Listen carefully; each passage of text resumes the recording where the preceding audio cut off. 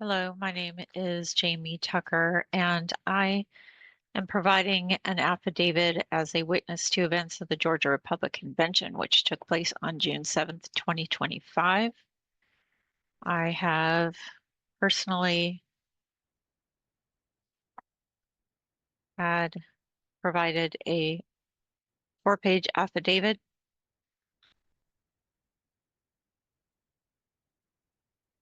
And you can see that it has been notarized,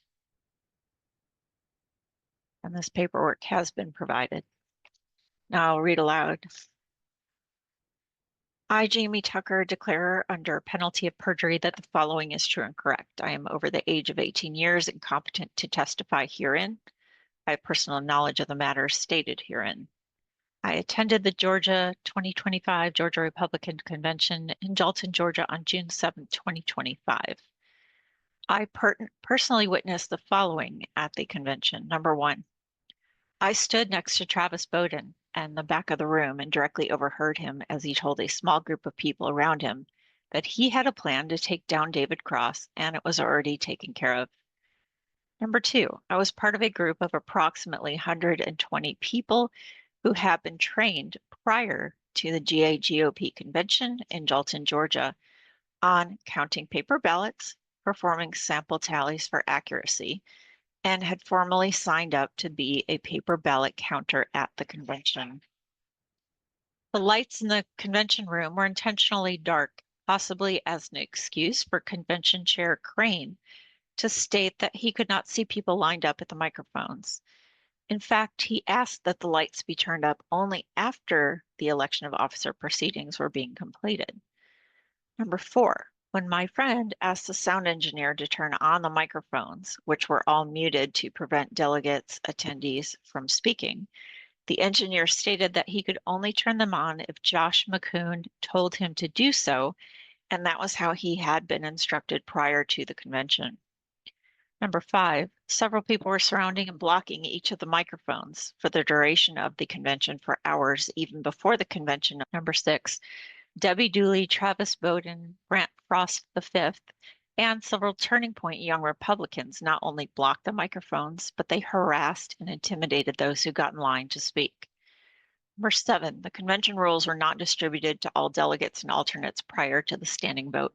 Number eight, the standing vote to pass the convention rules was done in very dark lighting, and the convention chair stated that he could not see the people standing, yet he made an unfair decision to move forward and approve the rules without allowing any debate or questions from the floor. Number nine, the sergeants at arms SAAs were informed that the RFID clickers did not communicate through metal, and the chairs throughout the assembly hall were made of metal. WR, one of the SAAs, told the chair he needed to announce that the clickers had to be held up in the air, not in people's laps, because the metal chairs would block the RFID. This was never announced. Number 10, delegates did not have their rights to debate convention rules in violation of several Georgia laws, Robert's Rules of Order, and previous customs of similar events. Number 11, the nominating committee made repugnant, unethical character attacks on the candidates who were not nominated, creating a biased narrative and influencing the voters.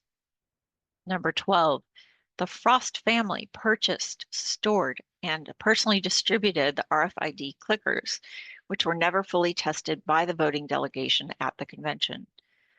Number 13, microphone 3 was blocked by Brant Frost, Travis Bowden, Debbie Dooley, and Brant Frost V had Turning Point young Republicans blocking other microphones. Number 14, JM recorded Brant Frost V saying that he nominated David Cross just to get it done quickly because he hated his guts, and that was why he wouldn't let Tanya Sosa, a disabled supporter of David Cross, who had written a speech so she could nominate David. Number 15, Georgia Republican Assembly rules were violated. The GRA rules that members are not to attack endorsed candidates. Yet Katie Frost and others attacked the character of the other candidates during the nominating committee reports. They said they want people without drama who do as they're told. Number 16, I listened to the audio recording of the nominating committee interview of Kylie Kramer, where Candace Taylor informed Kylie she wasn't spanked enough as a child and needed to prepare for a big spanking.